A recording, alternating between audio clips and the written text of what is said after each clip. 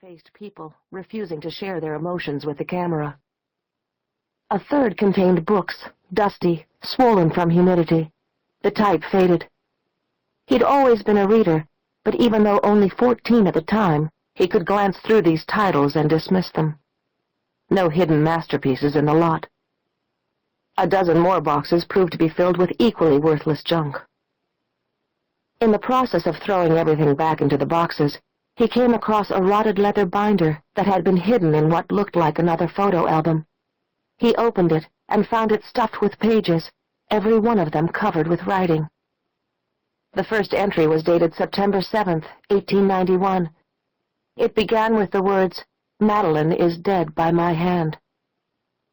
He had taken the diary and told no one about it. Over the years, he'd read from it almost daily, until it became an integral part of his own memory.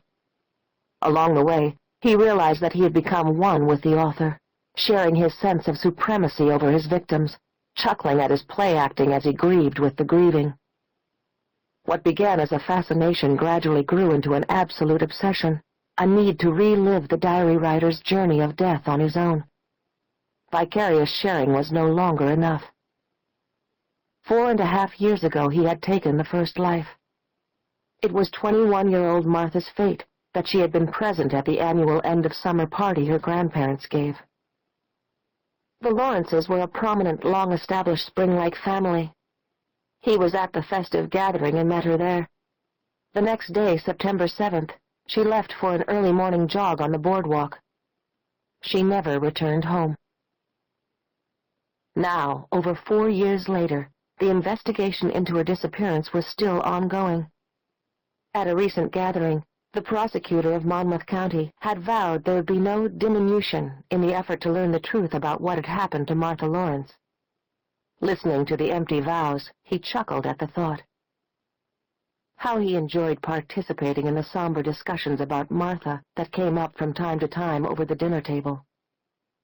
"I could tell you all about it, every detail," he said to himself. "And I could tell you about Carla Harper, too."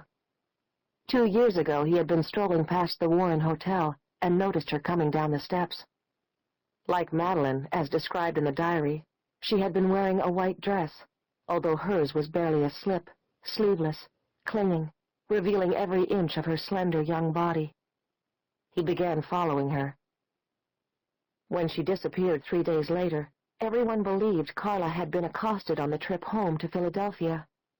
Not even the prosecutor, so determined to solve the mystery of Martha's disappearance, suspected that Carla had never left Spring Lake.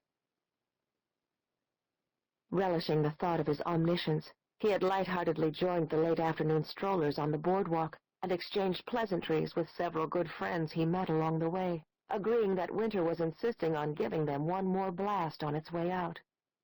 But even as he bantered with them, he could feel the need stirring within him, the need to complete his trio of present-day victims.